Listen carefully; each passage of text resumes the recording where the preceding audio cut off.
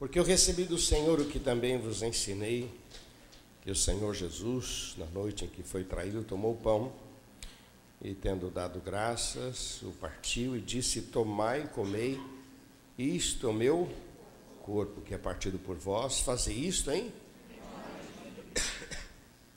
Semelhantemente também, depois de cear, tomou o cálice, dizendo: este cálice é o novo testamento no meu sangue.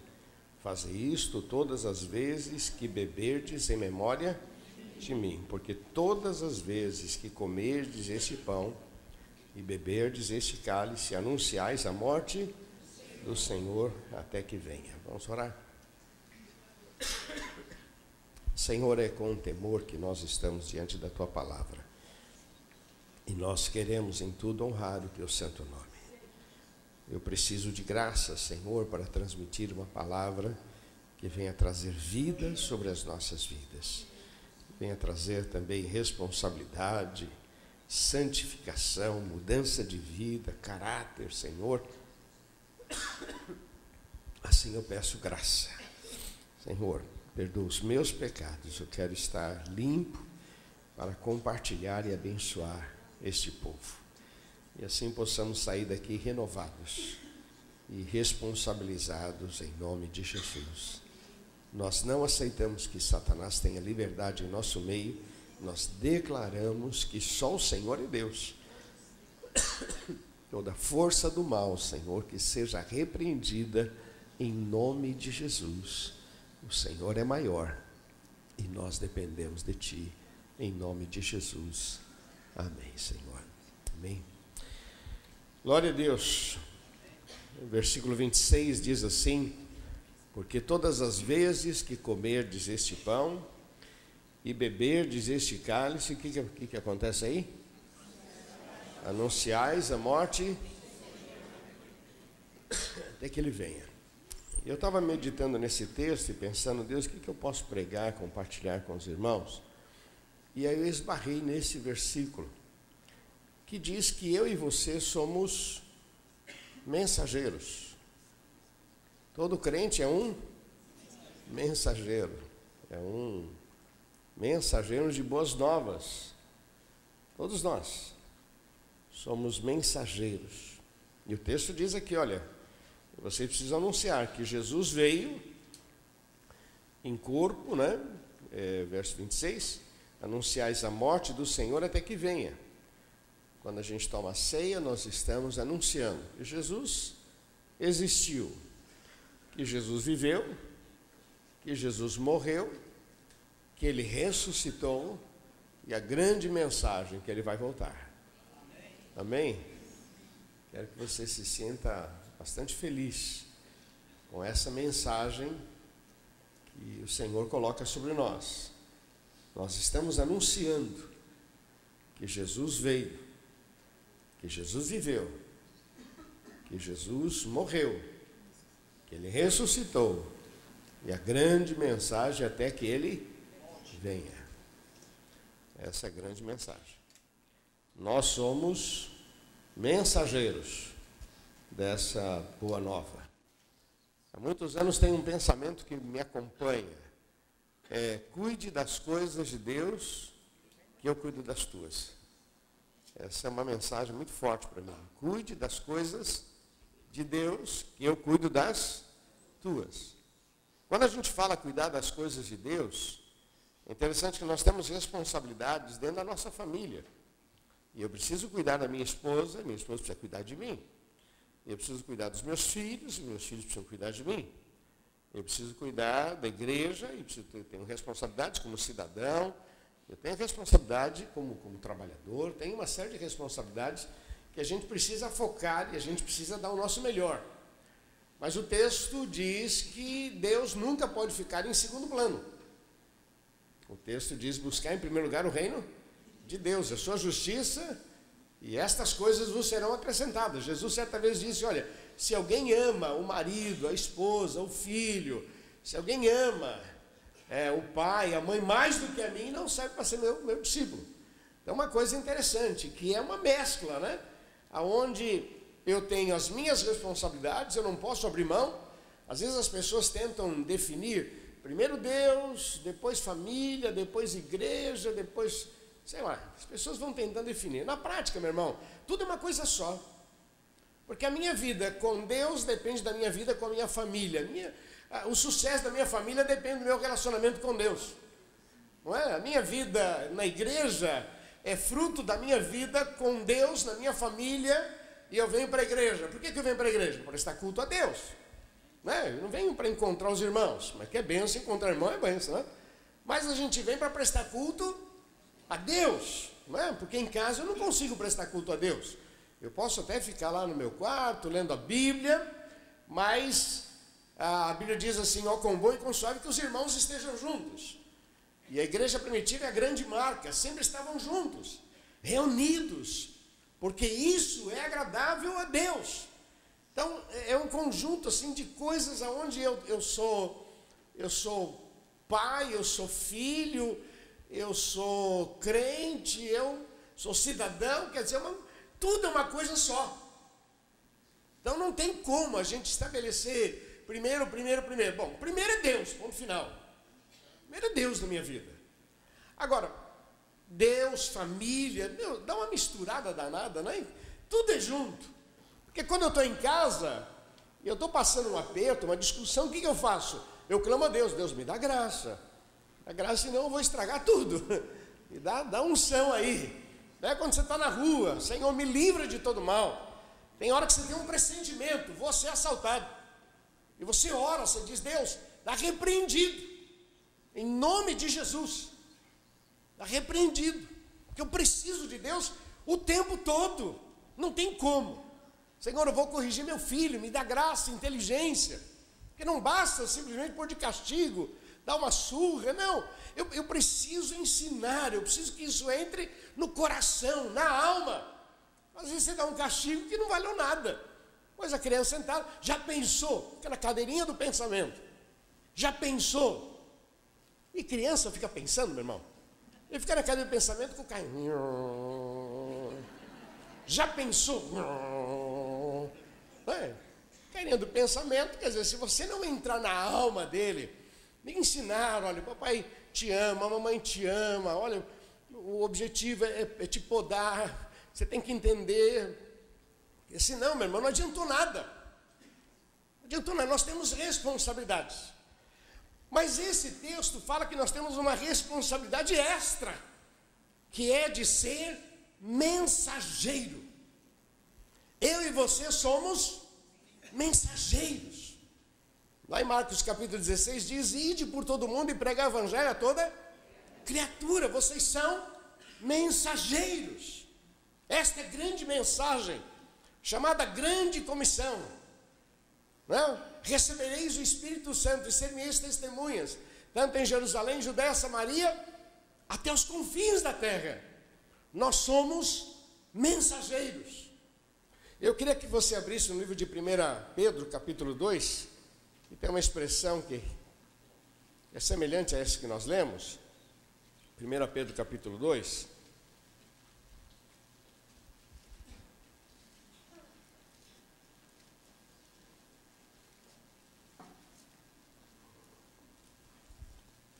O que diz aí? Verso 9. Mas vós sois. Vamos falar, mas vós sois. O que nós somos? Uma geração eleita, um sacerdócio, uma nação, um povo adquirido. Para que anuncieis as virtudes daquele que vos chamou das trevas para a sua maravilhosa luz. Olha a visão da palavra de Deus a nosso respeito, meu irmão.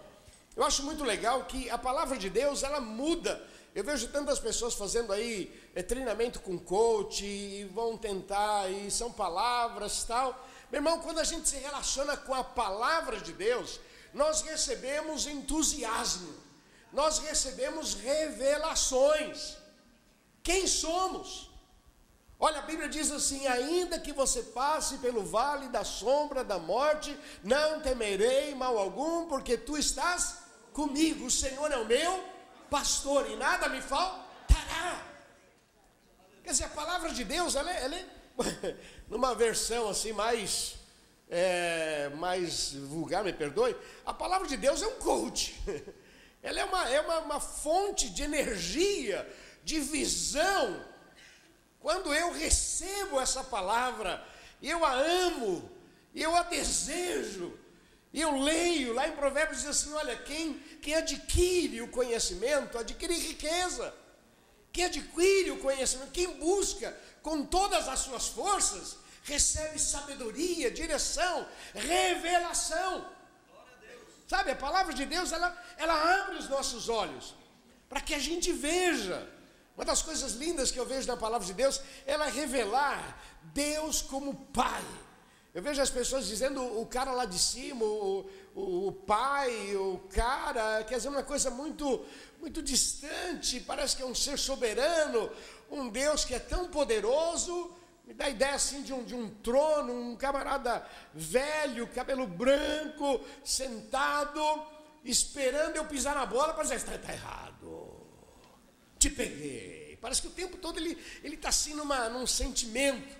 Então as pessoas andam, cada um faz o que quer, porque no final vai dar tudo certo. Afinal de contas, ele é pai, não é padrasto, e vai dar tudo certo. É isso que a Bíblia diz? Não. Jesus veio revelar Deus como Pai. Ele disse, vocês vão orar assim, Pai nosso que estás nos céus, santificado seja o teu nome, venha a nós o teu reino. Venha a nós o teu reino. Que venha sobre a minha vida o teu reino.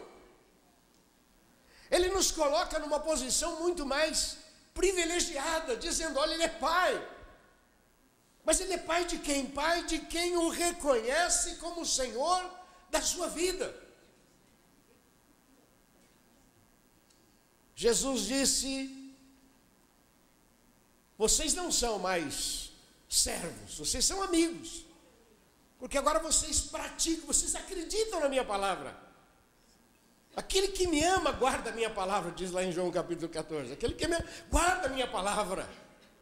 Então a palavra de Deus é esta revelação, em que nós somos renovados. A gente sai do lixo, e é colocado assentado entre os príncipes da terra. Deus nos dá graça, Deus nos dá inteligência, Deus nos dá capacidade. Olha, meu irmão, quem leva Deus a sério, só tem a ganhar, louvado seja o nome do Senhor.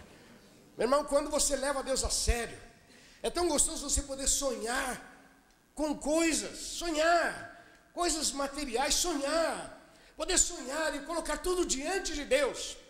O texto diz assim, entrega o teu caminho ao Senhor, confia nele, e o mais ele fará. Deleita-te também no Senhor, e ele concederá o que deseja o teu coração. O mensageiro precisa estar familiarizado com a mensagem, com aquilo que a Bíblia diz a respeito dele. E Pedro escreve dizendo, vós sois uma geração eleita, um sacerdócio real, uma nação santa, um povo adquirido. Meu irmão, nós teremos que parar em cada um desses itens para poder vasculhar uma geração diferente, é uma geração dentro de outra geração. É uma geração de gente aflita, é uma geração de gente desesperada, é uma geração de pessoas colocando esperança em pessoas, é uma geração corrompida, e a Bíblia diz, não, vocês são uma geração no meio da outra geração, e vocês foram levantados para serem mensageiros. Amém? A gente esteve viajando agora esses dias, e algumas vezes o Tiaguinho, meu neto, né, tem 4 anos, ele falava, a gente parava em algum lugar, ele falava para o Moisés assim, pai, cadê o papelzinho? Que era para dar o folheto. E a gente parava outro lado, pai, cadê o papelzinho? O cara do posto, pai, cadê o papelzinho? Ele falava, cadê o papelzinho? Foi aprendendo, que a gente tem que ser mensageiro. A gente precisa ser mensageiro, precisa falar. Nós somos uma geração diferente, no meio de uma geração corrompida. Ele diz aqui, nós somos um sacerdócio. Fala para quem está ao seu lado, você é sacerdote ou sacerdotisa. Você é. Sabe o que significa isso, meu irmão? Nós temos uma função sacerdotal, de sermos pastores no meio de uma geração perturbada, de sermos homens e mulheres de Deus, de sermos resposta, geração especial, sacerdócio santo, real, nação santa, povo adquirido. Como diz o texto, não fostes vós que me compraste a mim, mas eu comprei a vós. Eu escolhi vocês. Povo adquirido. O nosso preço, meu irmão, é incalculável. A Bíblia diz que uma vida vale mais que o mundo inteiro. Para que anuncieis, diz a palavra. Para que anuncieis. Uma geração que foi salva, que foi comprada, que experimentou a graça de Deus. Uma nação que tem visto o poder de Deus, uma nação. Quando Jesus disse, vós sois minhas testemunhas, quando a palavra de Deus diz, ide por todo mundo e pregar o evangelho, não é uma questão de disputa religiosa, é uma questão de poder dizer para as pessoas, Jesus Cristo é o caminho, a verdade e a vida. É a questão de anunciar e dizer para as pessoas a esperança para você. Quem veio roubar, matar e destruir é Satanás. Quem destrói os lares é o diabo. Quem destrói a história de uma pessoa é Satanás. E Jesus disse, eu vim para que tenham vida e a tenham em abundância. Nós somos mensageiros. No seu prédio, você é mensageiro. Na sua família, você é mensageiro. No seu trabalho, você é mensageiro. Cada crente é um mensageiro. Olha, o apóstolo Paulo diz, se eu anuncio esse evangelho, eu não tenho do que me gloriar. Lá em 1 Coríntios capítulo 9. Se eu anuncio, eu não tenho do que me gloriar, porque foi-me imposta esta obrigação. Eu queria que você abrisse lá em Romanos 1. Tem um versículo muito legal que ele fala sobre isso. Romanos capítulo 1.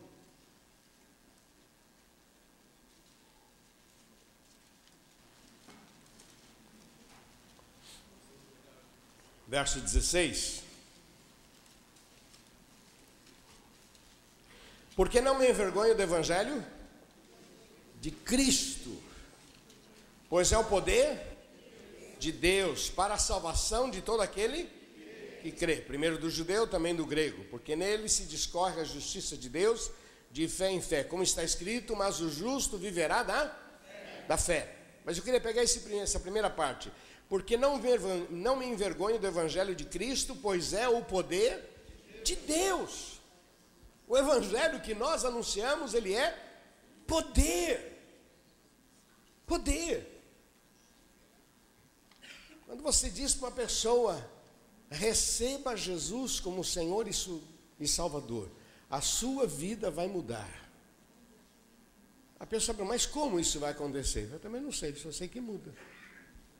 É um poder de Deus. É um poder de Deus. A gente trabalha muito com o pessoal da Operação Vida. Ali você vê um milagre, meu Deus. O cara está no lixo. De repente ele é transformado. Isso é o poder de Deus. Quantos que vieram para a igreja pensando em suicídio? Quantos vieram para a igreja pensando, essa é a última porta? E na verdade foi a porta, louvado seja o nome do Senhor. Porque o evangelho, ele é poder. Poder para salvar, poder para restaurar, poder para curar, poder para abençoar. A Bíblia diz que os filhos se convertem aos pais, os pais se convertem aos filhos. A Bíblia diz que há uma restauração na vida do casal. Meu irmão, quando a gente põe Jesus em primeiro lugar na nossa vida, há uma restauração, há um milagre sobrenatural. E eu e você somos mensageiros. Amém? Queria que você se alegrasse com isso.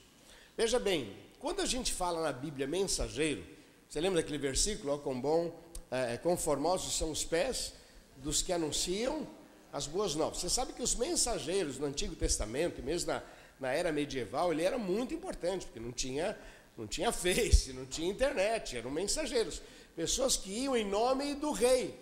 Esses mensageiros, eles ficavam muito perto das decisões. O mensageiro, ele tinha uma incumbência, ele praticamente falava em nome dele. Ele chegava no local e falava, olha, a partir de agora o imposto vai ser tal. Ele chegava e trazia informação. As pessoas podiam não gostar.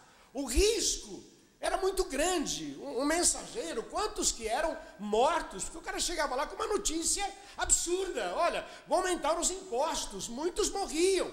Mas ele era um mensageiro. Ele tinha um poder, ele tinha acesso direto às informações. Ele era privilegiado. Você já deve ter visto em filmes que o cara chega com aquele rolo e no caminho, qual é a mensagem? Não, eu vou falar lá na praça. Qual é a mensagem? Não, lá. Então ele ia, ele abria assim, diz, o rei tal, papai, ele lia. Tal era incumbência, esse camarada tinha prestígio. As pessoas tinham que tomar cuidado. A morte de um mensageiro podia começar uma guerra. Porque o mensageiro, ele era importante. E a Bíblia chama eu e você de mensageiro. Anuncie a morte do Senhor até que Ele venha. É como se Ele dissesse, a temporada da salvação está aberta. Não tem a temporada de caça? Temporada de salvação está aberta. Agora 24 horas em qualquer lugar há esperança. Todo aquele que invocar o nome do Senhor será salvo. Há esperança. Nós temos uma responsabilidade muito grande de poder trazer sobre as vidas direção, salvação. Todo mundo vai aceitar o mensageiro? Não. Tinha pessoas que não aceitavam, não concordavam com a mensagem. Problema das pessoas. Mas o mensageiro, ele tinha que entender que ele era um privilegiado e que ele trazia uma história, uma informação muito importante para aquela comunidade. E ele voltava. Eu coloquei algumas questões importantes na vida do mensageiro. Primeiro, responsabilidade. O mensageiro precisa ter responsabilidade, perceber a grandeza da mensagem. Segundo, ele precisa estar muito bem familiarizado com a mensagem. Porque quando ele dá a mensagem, sempre vai haver perguntas, mas por quê? E há momentos que ele pode falar, há momentos que não dá para responder, mas há momentos que ele precisa estar muito bem familiarizado. Você vai lá e vai dizer, quando o texto diz que os pés dos que anunciam as boas novas, ele fala aquelas guerras em que o mensageiro vinha trazendo a informação. Olha, vencemos. Olha, não vencemos. Era ele que dava o start, ou da alegria, ou da fuga. Pessoal, foge todo mundo, nós perdemos a batalha. Ou então ele vinha e dizia, pessoal, se prepare para receber. Nós vencemos. Tal era a responsabilidade. Tem que estar muito bem familiarizada. Outra coisa, ele tem que ser convincente. Fala para quem está ao seu lado. Convincente. Vai falar assim, aceita Jesus, Jesus é bom. É bom, rapaz, é. Ó, tem que ir na igreja todo dia, tem que dar dízimo, cara, olha. Mas é bom, no final vai dar tudo certo, é bom. E Jesus é bom, tem uns irmãos chatos, que é uma beleza. Mas onde não tem chato, né? Todo lugar tem gente chata. Então tem chato na igreja também, paciência. Meu irmão, você não vai convencer ninguém desse jeito, não? Não é verdade? Tem que ser convincente. Tem que contar a tua história com otimismo, com alegria, com entusiasmo. Porque as pessoas precisam ver que você conhece a mensagem, o Senhor. Não é? Conta essa história de fizeram lá uma competição. Quem declamava melhor o Salmo 23. E muitos foram à frente e declamaram aquele salmo, e foi feita a contagem. Mas um senhor que estava passando, ficou sabendo e pediu se ele podia declamar o Salmo 23. E ele declamou. Ele que nem estava na competição, acabou ganhando a competição. E aí a questão que foi levantada. Todos conhecem o texto, aquele senhor conhece o pastor. Todos conhecem o texto, mas aquele senhor conhece o pastor. O salmo é o mesmo. Mas como se vive? Convincente. Quem é Jesus para você? Quais são as suas experiências com Deus? Ah, mas eu tenho muito problema. E quem não tem?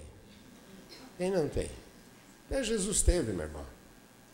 Até Jesus. Quem não teve? Mas uma coisa é certa, Jesus foi para a cruz como homem. Jesus morreu como homem. Gosto muito das leituras do Augusto Cury. Ele diz, Jesus, ele foi mais homem na sua morte do que em toda a sua vida. Qualquer pessoa debaixo de pressão perde o controle, fala o que não deve, machuca os outros e depois se desculpa. Desculpa aí, eu estava nervoso, desculpa aí que eu estava... Jesus, com as suas mãos cravadas, disse, João, cuida de Maria. Maria, ele agora é seu tutor. Como é que o camarada pode dizer para quem está do lado? Um diz para ele assim, se tu és o Cristo, desce e salva a ti e a nós também. O outro diz, pô, nós estamos numa situação, a gente fez muita coisa errada. Mas ele é justo. Lembra-te de mim quando entras no teu reino. Meu irmão, qualquer pessoa que está cansada, machucada, diz, irmão, não quero nem te ouvir, tá? Me dá um tempo, eu vou morrer agora, então fica na tua, cada um na tua, vai. Não me aborrece não, vai. Não é, porque você não dá nem para raciocinar, está doendo tudo. Jesus olha para aquele camarada que está do lado dele e diz, filho, hoje mesmo estarás comigo no paraíso. Daqui a pouco a gente se encontra. Louvado seja o nome do Senhor. Você precisa estar convincente. E a última coisa que você precisa estar comprometido com a mensagem. Vamos falar juntos? Comprometido com a mensagem. Mais uma vez. Comprometido com a mensagem. Quais são as marcas de um mensageiro? Ele tem que ser responsável, bem familiarizado, convincente e muito comprometido com a mensagem.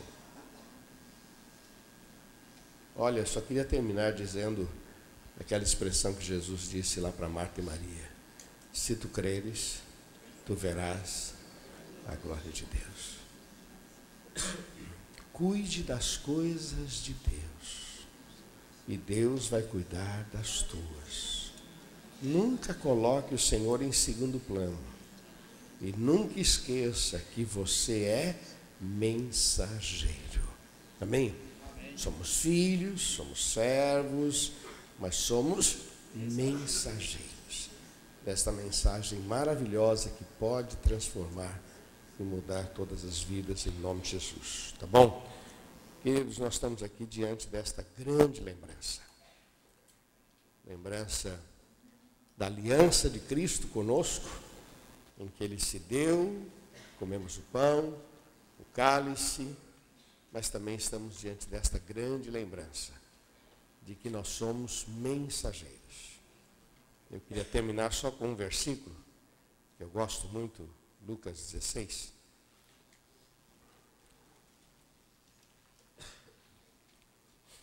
Esse versículo eu acho fascinante. Lucas 16, verso 9.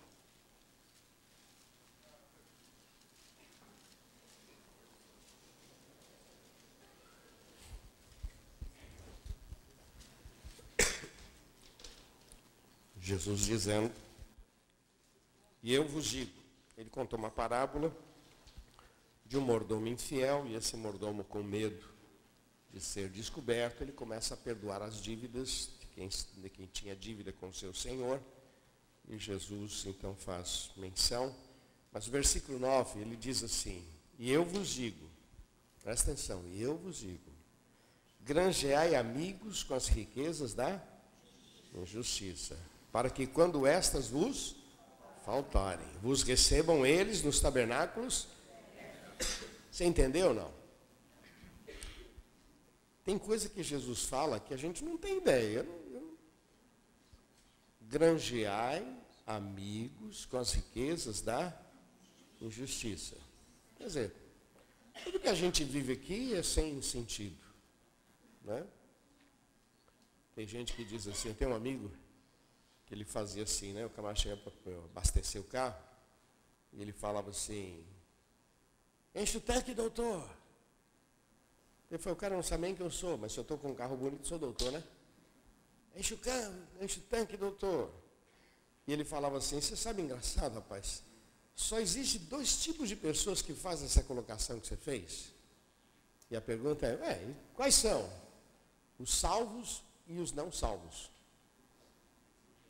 Quem é você? Eu não entendi, deixa eu explicar.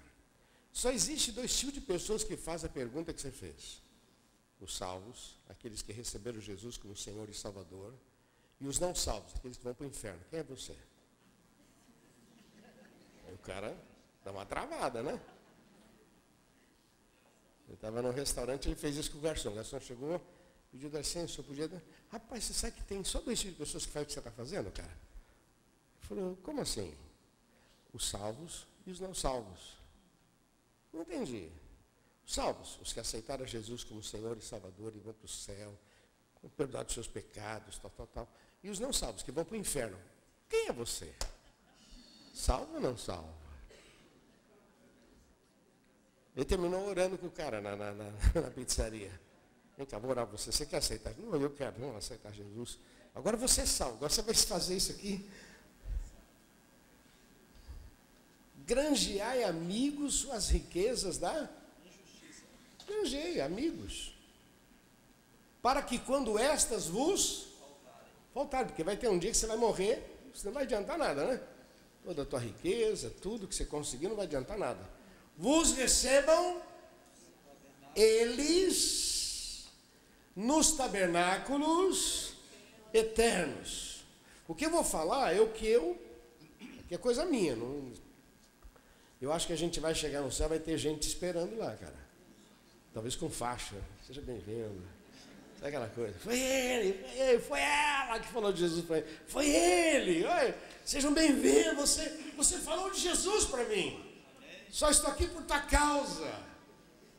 Vos recebam eles nos tabernáculos eternos. Granjeai. Você é um mensageiro. Fale do poder de Deus, anuncie. Porque o teu trabalho não é vão no Senhor. O teu trabalho terá recompensa, não só aqui, mas eternamente. Lute com o que você tem, com a tua posição, com as oportunidades que você tem. Se esforce. Seja você um ganhador de almas, um mensageiro, porque um dia, meu irmão, tudo vai passar. E o texto diz que eles te receberão nos tabernáculos eternos. Amém? Amém. Espero que tenha muita gente esperando lá, viu? O duro é chegar. Eu falei: entra aí, quietinho. Entra aí. Ninguém te recebe, mas eu te recebo. Vai, tá bom. Não, está escrito. Verso 10. Quem é fiel no mínimo, também é fiel no muito. Quem é injusto no mínimo, também é justo no muito. Agora, verso 11. Pois se nas riquezas injustas fostes fiéis, quem vos não fostes fiéis, quem vos confiará as verdadeiras? Se no alheio não fostes fiéis, quem vos dará o que é vosso? Alô? Que é vosso? Está falando de alguma coisa?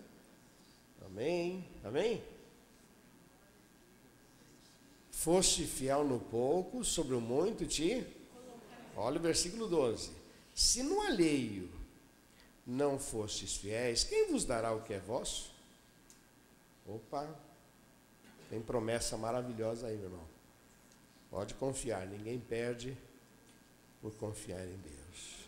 Cuide das coisas de Deus, Deus vai cuidar das suas. Você é mensageiro. Amém?